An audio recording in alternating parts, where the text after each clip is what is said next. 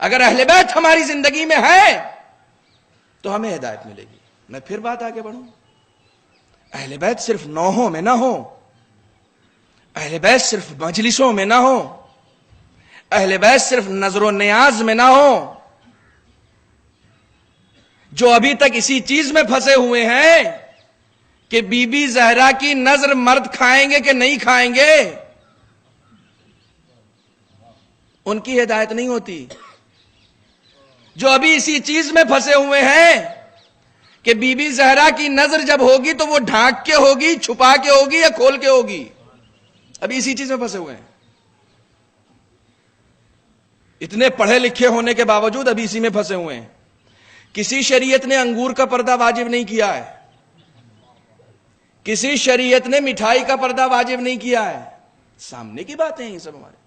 Be be کی نظر ہے, چھپا دو. کیوں چھپا دو بھائی؟ مٹھائی کا پردہ کہاں ہوتا ہے؟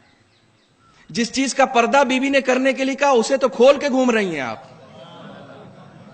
جس چیز کو چھپانے کے لیے کہا اسے آپ نے کھول دیا, اور جسے چھپانے کا کہیں دور دور تک کوئی تصور اور تذکرہ نہیں تھا اسے چھپا دیا. اور مرد نہیں کھائیں گے. کیوں نہیں کھائیں گے بھائی مرد؟ ساری کائنات فاطمہ کا رزق کھا رہی ہے, آپ کے گھر میں جس پہ نظر ہو رہی ہے وہ مرد نہ کھائیں. ابھی ہم انہی چیزوں میں پھنسے ہوئے ہیں, ابھی ہم ان چیزوں سے آگے نہیں بڑھے. بی بی کی شبیہ تابوت برآمد ہوگی تو مرد نہیں اٹھائیں گے. کیوں نہیں اٹھائیں گے؟ جو اصلی جنازہ تھا وہ تو مردوں نے اٹھایا, جو شبیہ تابوت ہے وہ صرف عورتیں اٹھائیں گی. ہم ان چیزوں میں پھنسے ہوئے ہیں, ہم ان چیزوں سے نکل نہیں پائے ہیں ابھی تک. ساسا ابن سوہان, سلمان, ایسے افراد شریک ہو رہے ہیں جنازہ اٹھانے کے لیے, مردوں میں نہیں اٹھے گا. ان رسم و رواج سے باہر آئیں, دین کو سمجھیں, دین کی حقیقت کیا ہے. ان رسم و رواج سے باہر آئیں. اہل بیت اس کے لیے باعث ہدایت ہے جو اہل بیت کو اپنی زندگی میں اپنا لیتا ہے. اہل بیت کو اپنی زندگی میں اپنا لیتا. اپنانے کا مطلب کیا ہوتا ہے؟ کونوا لنا زینا ولا تکونوا علینا شینا. ہمارے لیے باعث زینت بنو, باعث افتخار بنو. راستہ تم چلو, لوگ تمہیں دیکھ کر کہیں دیکھو اہل بیت کا چاہنے والا جا رہا. باعث افتخار بنو. اور مجھے یاد ہے, میں اسی علی گڑھ میں کم سے کم 2-3 مجلسوں میں تو یہ روایت پڑھ چکا ہوں, اور آج پھر پڑھ رہا ہوں. موقع ہے. امام باقر علیہ الصلوۃ والسلام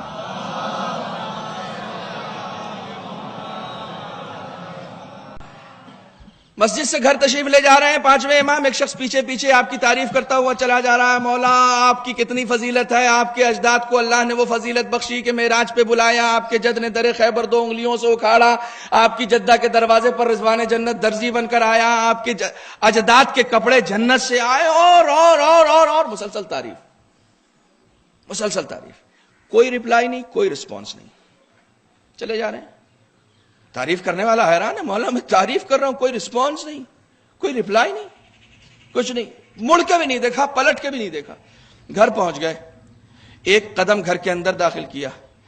جب آخر تک یہ تعریف کرتا ہوا آیا اور کوئی سے رسپانس نہیں ملا, ایک قدم گھر کے اندر داخل کر دیا. اس کا کہا مولا میں اتنی دیر سے آپ کی تعریف کر رہا ہوں, آپ نے کوئی رپلائی بھی نہیں دیا, کوئی رسپانس بھی نہیں.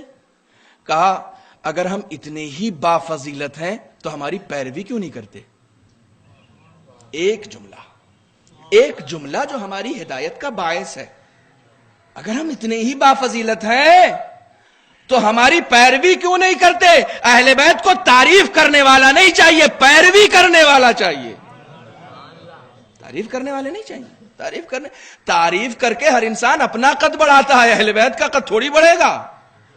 تعریف کرنے والا اس لیے تعریف کرتا ہے کہ اس کا قد بلند ہو.